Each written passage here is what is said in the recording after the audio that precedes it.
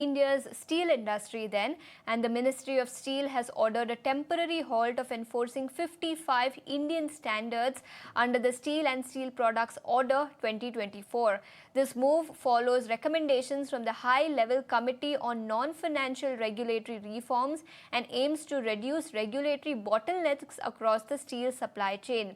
In its review, the government also took into account possible cost escalations for user industries, the need to ensure stable steel availability for MSMEs, and the industry's continued dependence on imported specialized grades. To understand what this order actually means and what it means for India's domestic steel industry, we now have Mr. Dhruv Goyal, CEO at BigMint, now joining us.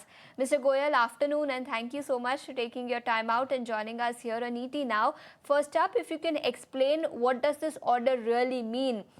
Temporary suspension of 55 steel quality standards. How does life change for India's steel industry on the back of this announcement? Fine. Thanks a lot, Ashita, for having me here. As you rightly mentioned, that there was a high-level committee which was chaired by Niti Aayog, and this quality control order was not very specific to steel. They have also, eased these quality control orders on other commodities like base metal, polymer, and synthetics. So the government's idea is that how can we make the availability of raw material more easier to the MSMEs and exporters, so they will be more competitive in the export market. And at the same time, the high chair committee has identified that there are a lot of bottlenecks in terms of testing facility, and the process was little lengthy, so that it escalated the cost for the smaller manufacturers.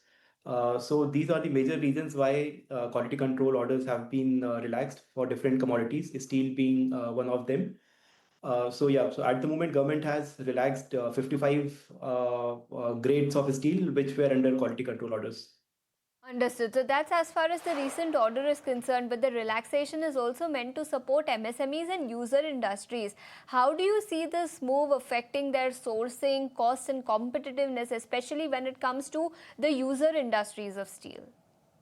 This will certainly benefit because several, as I mentioned, that several commodities which were under quality control order. So it used to take a lot of time for mills to get certification from the Bureau of Indian Standard, and because of the delays and because of the high cost, a lot of this material was not able. The smaller companies were not able to import these material. But with this notification, we feel that imports will become easy, the availability of these material will become easy, but we will not see a very immediate impact, because it will, to build a supply chain and to make the suppliers ready to supply such quantities and such grade, it will take some time. So in a medium to long term, I think it's a good move for the consumer industry and user industry. Okay, I understand, Dhruv, that it will be a good move for user industries, but since these standards, quality control standards have been done away with, do you believe cheap and substandard steel will now enter India, and that will perhaps be a negative for the steel industry? So the entire premise for this high-level, meeting, which was chaired by Niti Aayog, so they highlighted that quality control order is specifically meant for the public safety and health, and should not be used as a trade barrier. And they have tried to compare with this quality control order with the global standards. So there are several conditions to it. It is not that you can freely import steel. It will be end user specific. So government has identified few sectors wherein they feel that the availability of material is important. Sectors like aerospace, auto, renewable, oil and gas, and everything which is concerned with the consumer safety and health is covered under quality control order. But apart from that, it can be imported without any BIS certification. Okay, so and Mr. Goyal, do you believe that this is likely to be a short-term phenomena and not a structural change that the government is working on? And what is the supply situation when it comes to domestic market? Is the government looking to temporarily curtail the problem of short supply in the domestic market? I think it's not more than short term. I think it's more of a structural, changes that government is looking at. So as I said, that we feel that probably short term it will not impact so much, but in the medium to long term it will help in case if government does not come out with any other notification. Considering if the same grades are continued, we say that we feel that imports will increase, but not very substantially because there are conditions that the imports can be made based on the end use as defined by the committee.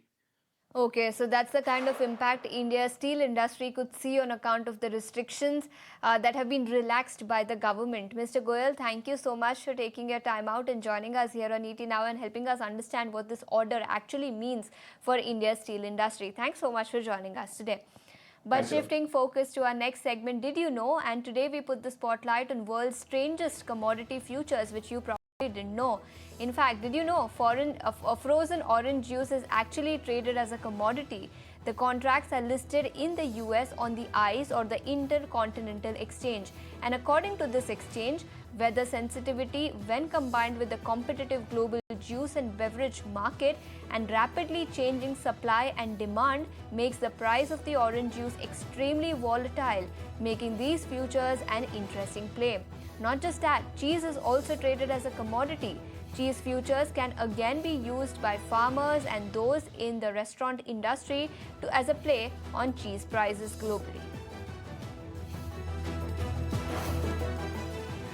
And shifting focus to some other stories then, and the beginning of the month often marks key financial activities, salary credits, bill payments and planning expenses.